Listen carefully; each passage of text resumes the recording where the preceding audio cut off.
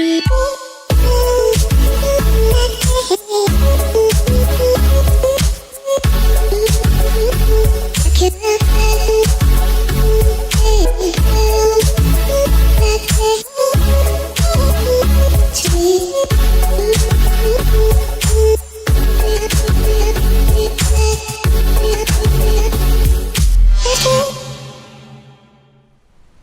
there, just wanted to kind of talk about and just give my honest opinion on the Pioneer XDJ-1000MK2 player, Mark II, of course by Pioneer.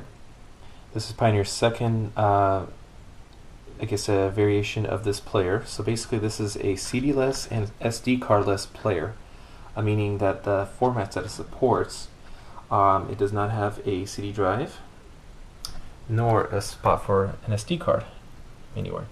So it just supports, as it sounds, XDJ is basically kind of a, the future, because CDs are phasing out, of course. Not many DJs, I think, out there are using CDs like they used to, which makes sense because now you can put thousands of tracks literally into one little thumb drive and you are golden for hours and hours on end. So kind of go over a quick dimension view. Anyone who's ever had an XDJ-1000 or seen one, played with one, or has one, the dimensions are identical.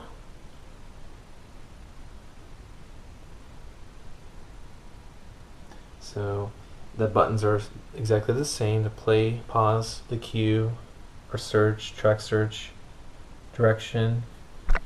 It's the same. Of course, the in, out, and reloop exit buttons. The screen is, I believe it's identical, except for, of course, the software is going to be different, and as you can see, the waveform right off the bat looks different, which I'll show in a minute. What differences this one has between its predecessor. The new buttons here are the back, tag track remove, shortcut, and the track filter edit button. That was not on the previous player.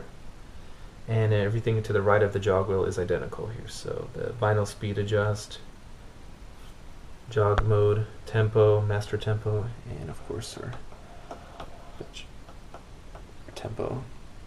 And the plotter is identical size as I believe the CDJs or XDJ-1000s, and of course the XDJ-1000 was the same, except for the difference is it has a nice, like I think this may be a little bit different, the texture on the top, and it's nice like black color, so kind of looks nice and professional, which I believe mirrors the XDJ-1000 Nexus 2 players.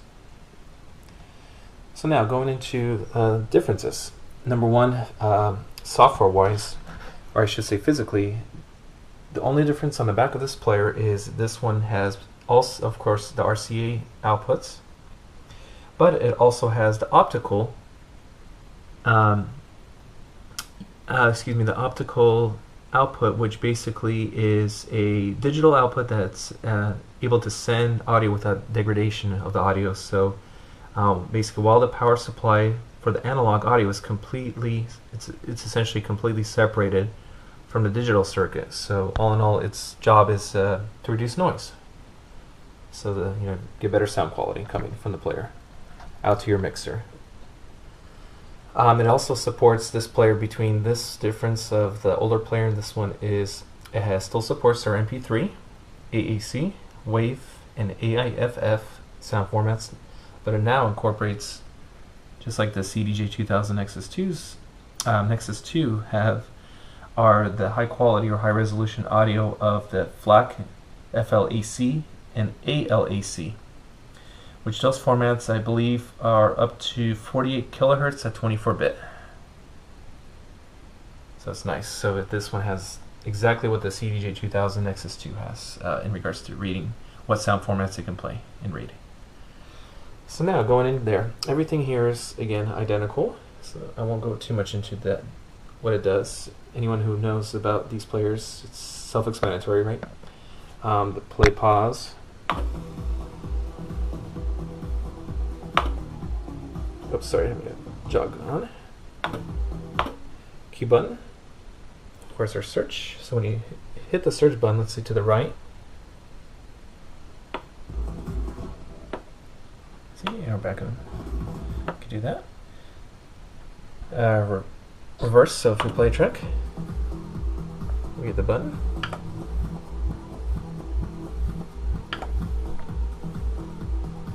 Loops. So when you hit we want to start a loop, let's say.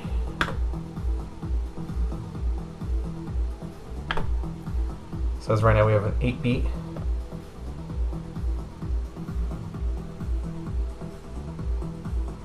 So it's just going to keep repeating itself. So let's say if you can set this up in record box, but let's say you on the fly needed to do a loop, you're running out of time on a track before you mix in the next track on another player, or just whatever the case is, you're doing a custom, you know, the crowd's feeling it and you forgot to do it, you can always do it right here.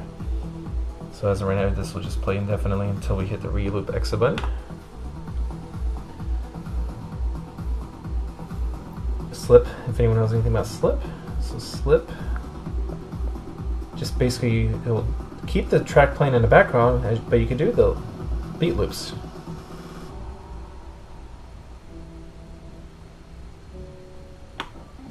Let's see, so.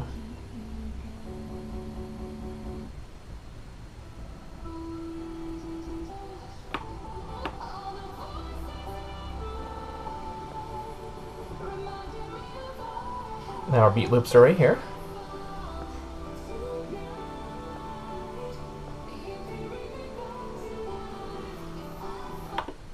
Alright, so one difference right off the bat you may notice is the banks, the hot cues in other words. So this has 8 hot cues. The previous one, the XDJ-1000, only had 3, so that's awesome. You almost have 3 times more hot cues potential. So it goes from the first screen A, B, C, D.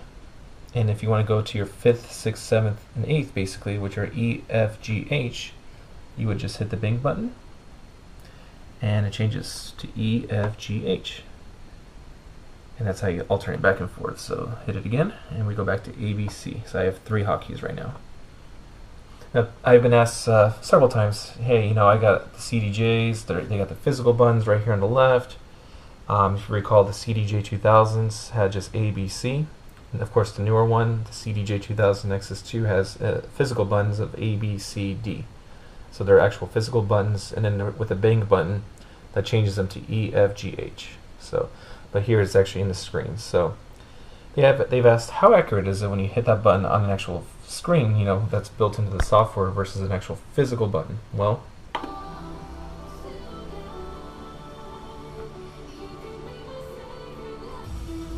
that's A. Here we go to B.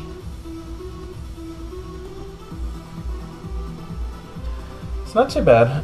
Once in a while it seems to have a little bit of a lag, if you notice right there, between A. That time not a very quick, it was just right on.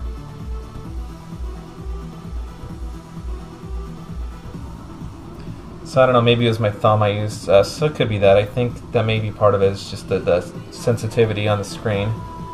Let's see how it works if I was mixing this right now. I'm going to jump back to A here. Not bad, so it worked very well.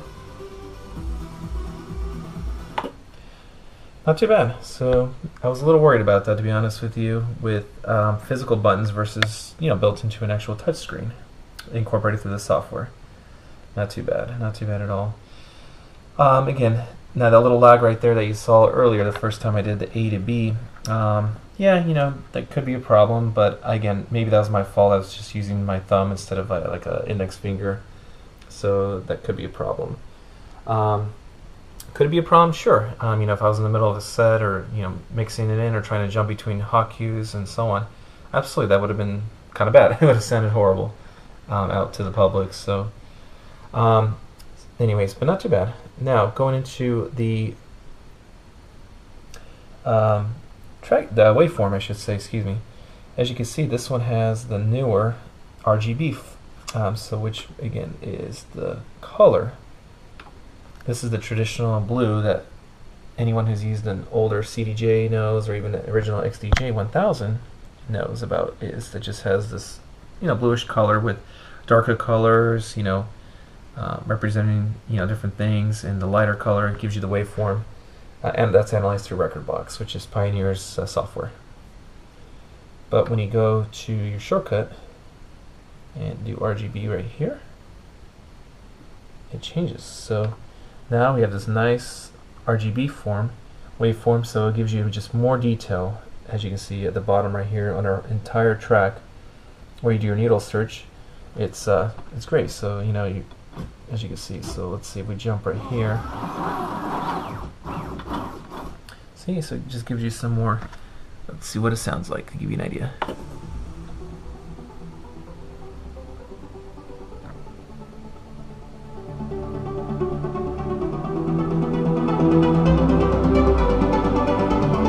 Do a filter.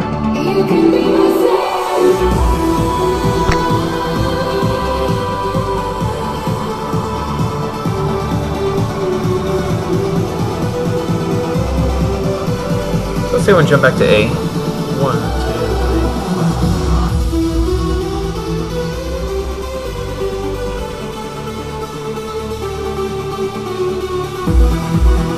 Not bad.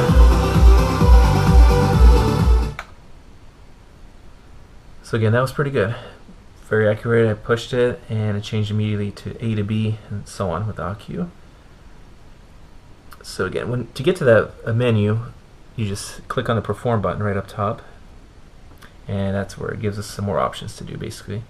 Where you can, this is where your hotkeys are hidden, I guess you can see, in our beat loops. Again, when you click or hit this slip button, that's where it changes right here.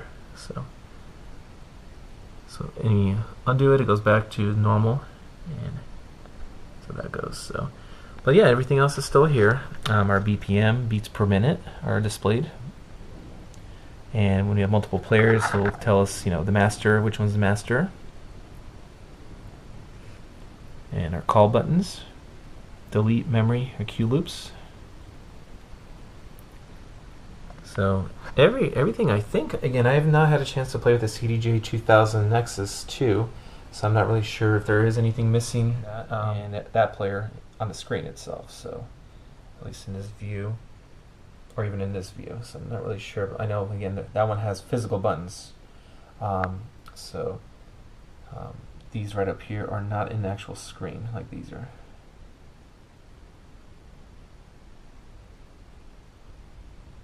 But yeah, overall, very happy with the player. Again, it's retails for $11.99, $1,199 US dollars. And the predecessor, which is again the XDJ-1000, goes for $999, $999 currently. Maybe cheaper when you see this video, of course, from the time this was shot, which is March of 2017. So again, it's March 3rd to be exact. So again, great player, not bad at all. Very, let's turn this down a little bit.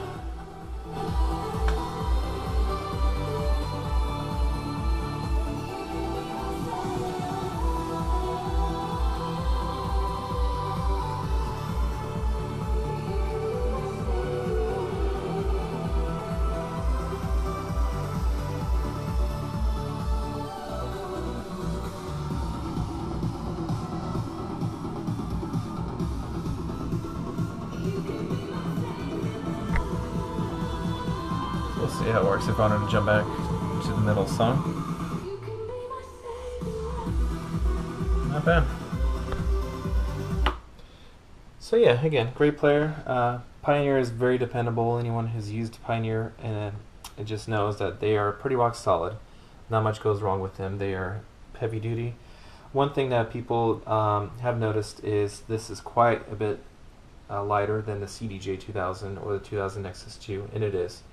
I think the main part is this is, I think the structure of it is not quite the same. It probably has more plastic than metal, and of course it does not have the house CD player, so it does not have an actual optical drive inside of it to read CDs and DVDs or whatever it can read.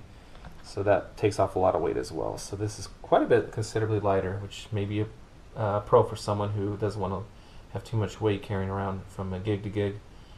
So that's definitely a plus for someone like that. But again, all in all, this really does everything that I needed to do and some, and it has that nice Pioneer layout that a lot of people have grown accustomed to, world-renowned DJs use in clubs. And now, of course, this is not the club standard player, but if you get comfortable with this player, and you can jump right in with this thumb drive on a CDJ-1000 Nexus 2 or Nexus or the original CDJ-1000 or 900 without any problem. And it'd be almost zero learning curve from this to that, and vice versa.